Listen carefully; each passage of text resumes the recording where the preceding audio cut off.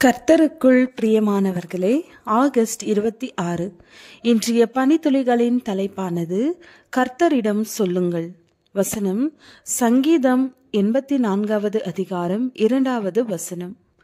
என் ஆத்துமா கர்த்தருடைய ஆலய பிரகாரங்களின் மேல் வாஞ்சையும் தவனமுமாயிருக்கிறது. என் இருதயமும் என் மாம்சமும் ஜீவனுள்ள தேவனை நோக்கி கம்பீர சத்தமிடுகிறது. வேதாகமத்தின் வெவ்வேறு காலகட்டத்தில் ஒரே சூழ்நிலை பின்னணியில் உள்ள 2 ஸ்திரீகள் வாழ்ந்து வந்தார்கள். இருவருடைய கணவருக்கும் வேறு மனைவி இருந்தனர். ஆனால் இருவருடைய கணவர்களும் இந்த ஸ்திரீகளின் மீதே மிகுந்த அன்பு காட்டினார். அவர்கள் இருவருடைய வாழ்விலும் ஒரு குறை இருந்தது. இருவருக்குமே பிள்ளை இல்லாதிருந்தது. ராகேல் மற்றும் அன்னாள் என்பது இவர்களுடைய பெயர்கள். ராகேல் தனக்கு பிள்ளை இல்லை, தன் சகோதரிக்கு பிள்ளைகள் இருப்பதைக் கண்டு பொறாமையடைந்து தன் கணவனிடம் எனக்கு பிள்ளை கொடும், இல்லாவிட்டால் நான் சாகிறேன் என்றாள்.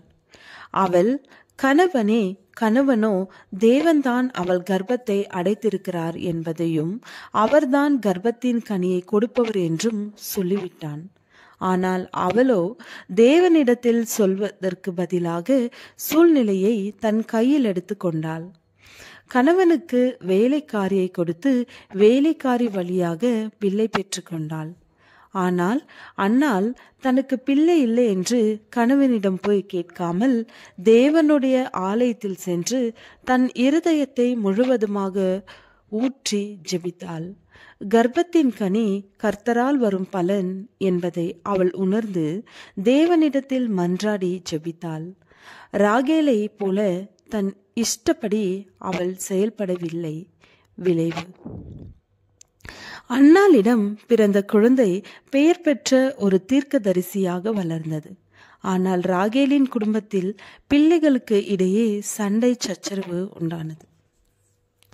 கிறிஸ்து 2ஆம் முறை வரும்போது நாம் சொல்ல வேண்டிய வாசகமாவது, இதோ நானும் கர்த்தர் எனக்கு கொடுத்த பிள்ளைகளும் சீயோன் பர்வதத்தில் வாசமாயிருக்கிற சேனைகளின் கர்த்தராலே இஸ்ரவேலில் அடையாளங்களாகவும் அற்புதங்களாகவும் இருக்கிறோம். ஒவ்வொரு கிருபையையும் அந்தரங்கமான ஒவ்வொரு காரியத்தையும் நன்மையானாலும் தீமையானாலும் தேவன் நியாயத்திலே கொண்டு வருவார். உங்கள் சூழ்நிலை எதுவாக இருந்தாலும் கர்த்தரிடத்தில் கொண்டு செல்லுங்கள். அவரிடத்தில் சொல்லுங்கள். ஏனென்றால் எந்த ஒரு சூழ்நிலையை விடவும் கர்த்தர் பெரியவராயிருக்கிறார். அவரிடம் நாம் ஒப்படைத்தோம் என்றால் அவர் அதை செம்மையாய் நமக்கு முடித்து தர வல்லவராயிருக்கிறார்.